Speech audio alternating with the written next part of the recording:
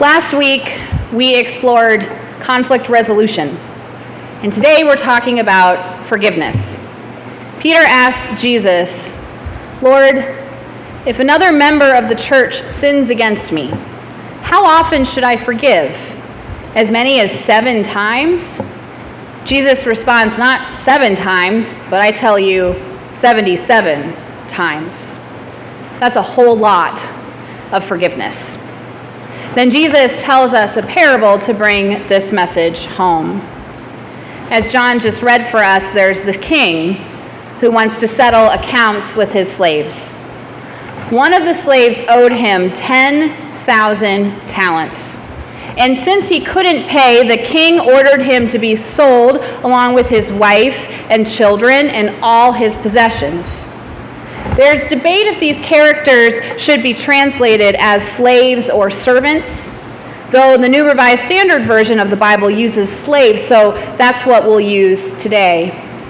The king here represents God, and the slaves represent you and me, all of us. God has the power here, and we depend on God's mercy in our lives. As Jesus teaches in the Beatitudes, "Blessed are the merciful, for they will receive mercy." Now, to put this situation into perspective, a denarius was a day's wage for a common laborer. And that laborer may work 300 days a year or so. 1 talent would be worth about 20 years of wages. So the amount the slave owed the king is 200,000 years' wages for one person, or a year's wages for 200,000 people. The amount owed is astronomical. There is no way on God's good earth that anybody could repay it, ever, period. It's no wonder that the slave falls to his knees upon hearing the amount owed the king and says, "Have patience with me and I will repay you everything," even though he knew he couldn't repay even half the amount. The king does have pity, releases him, and forgives him the debt. The king basically says, "Yeah, you owe me 200,000 years of wages, but we're good. It's cool, man. All's forgiven." That's worth noting here. The slave isn't simply given an extension, which is what he asked for in the first place. He is forgiven the debt entirely. The slate is wiped clean. That's far more than he would have hoped the king would do for him. Extravagant mercy is extended. And with that remarkably generous act, you would think that this man would pay it forward, right? Just as he received mercy, he would show mercy to others. Blessed are the merciful, for they will receive mercy. Instead, he sees a fellow slave who owes him 100 denarii and demands immediate repayment. That debt owed would be about 4 months' wages, and it would be possible to pay off this debt. But it would take some time. They would need to figure out a repayment plan, and some patience would need to be shown on the slave's part. But the slave who just had his astronomical debt forgiven shows no mercy. He seizes the other slave by the throat and demands payment now. When that can't happen, and the fellow slave pleads, he has him thrown into debtor's prison until the debt could be paid. Now, their fellow slaves saw all of this go down, and they tell the king what happened. The king summons the slave and says, "I forgave you all the debts because you pleaded with me. Should you not have mercy on your fellow slave as I had mercy on you?" And the king has the slave handed over to be tortured until he would pay off his entire debt, which we remember is impossible, right? It's a terribly uncomfortable ending to the parable. And Jesus intended this lesson to sink in for all of us. Forgiveness is essential for living a Christian life. We know that if we have ever been wronged by someone, that forgiveness isn't always easy. Sometimes people hurt us, and the resentment builds within. But as a friend once shared with me in a tough time, holding on to resentment is like drinking poison and expecting the other person to die. You're drinking that poison and slowly hurting yourself. There's only so much energy any of us have in our lives. And if we're directing our finite energy towards something so negative, it hurts us. It doesn't restore our spirits, it starts killing our spirits.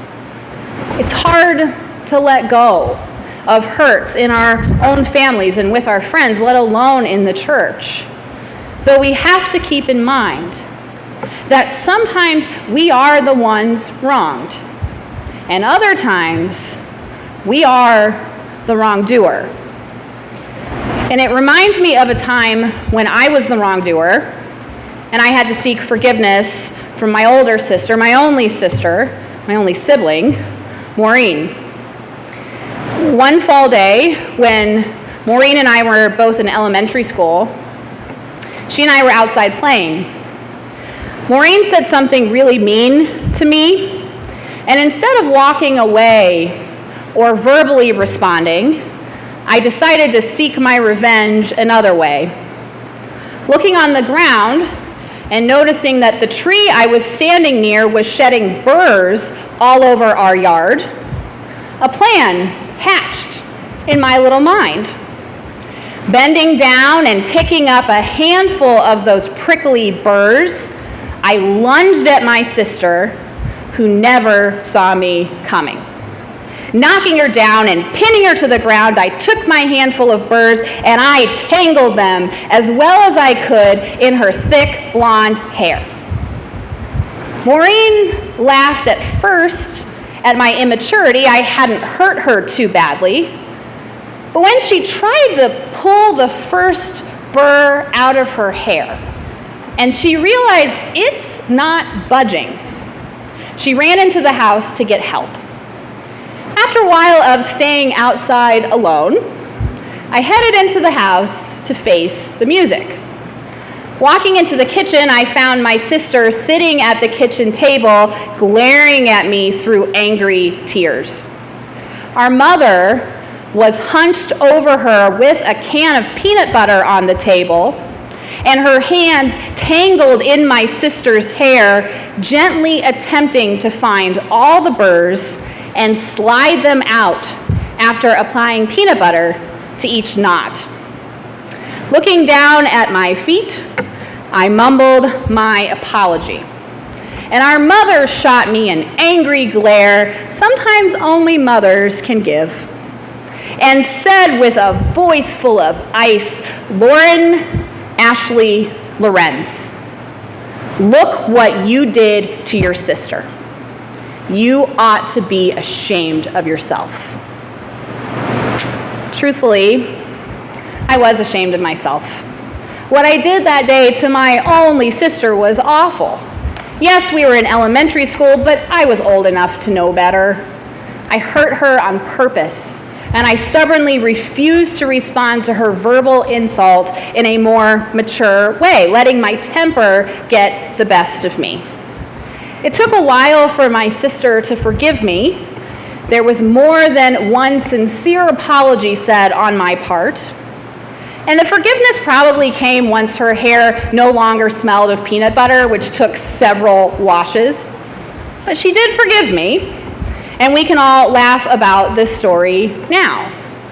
Though I was just home in Wadsworth, Ohio, at my parents' house a few weeks ago, and that tree is still standing in the side yard, shedding burrs as it naturally does at this time of year.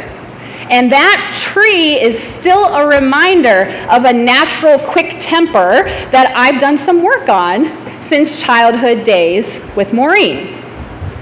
The point is, we will have times in our life when we need to forgive someone. And we'll have times when we are the ones who have to seek forgiveness because we were in the wrong. Jesus shows both sides of the story in this parable.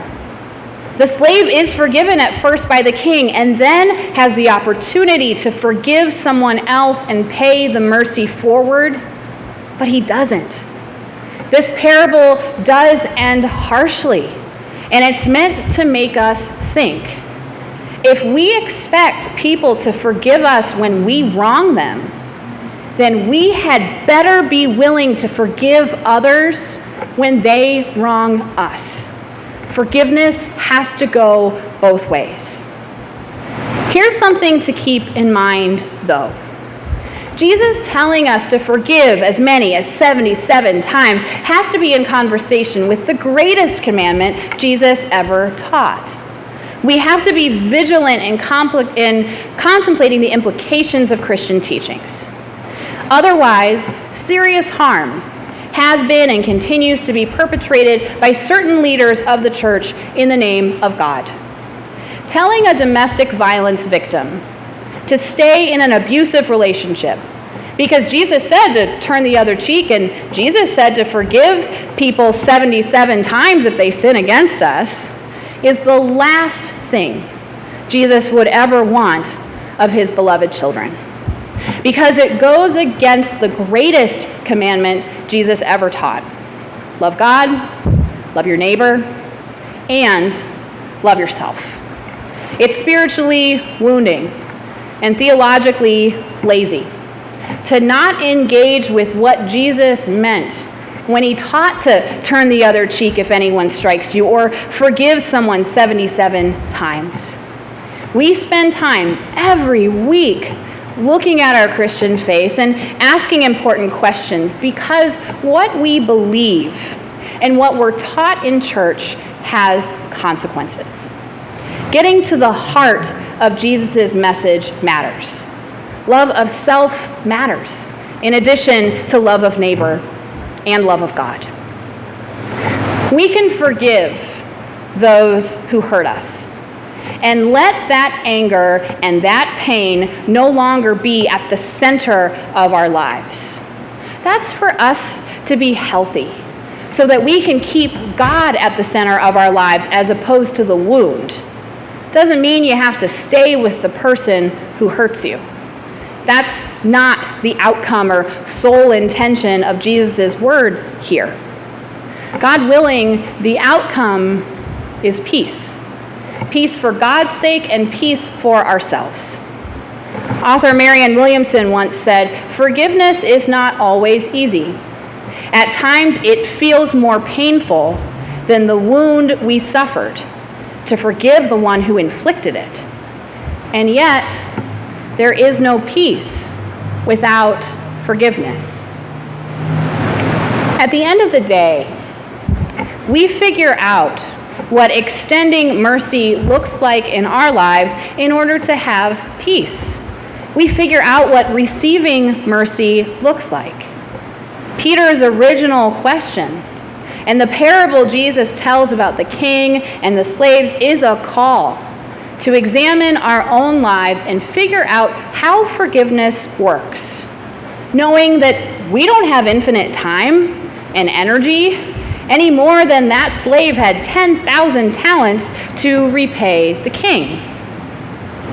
So what can we do to live the lives God intends for us? How does forgiveness play out in our families, with our friends, at work, in our church? Do we hold on to grudges and never let stuff go? Do we say we're sorry and mean it when we've been in the wrong? This is a 2,000-year-old story Jesus told. And this story continues to challenge.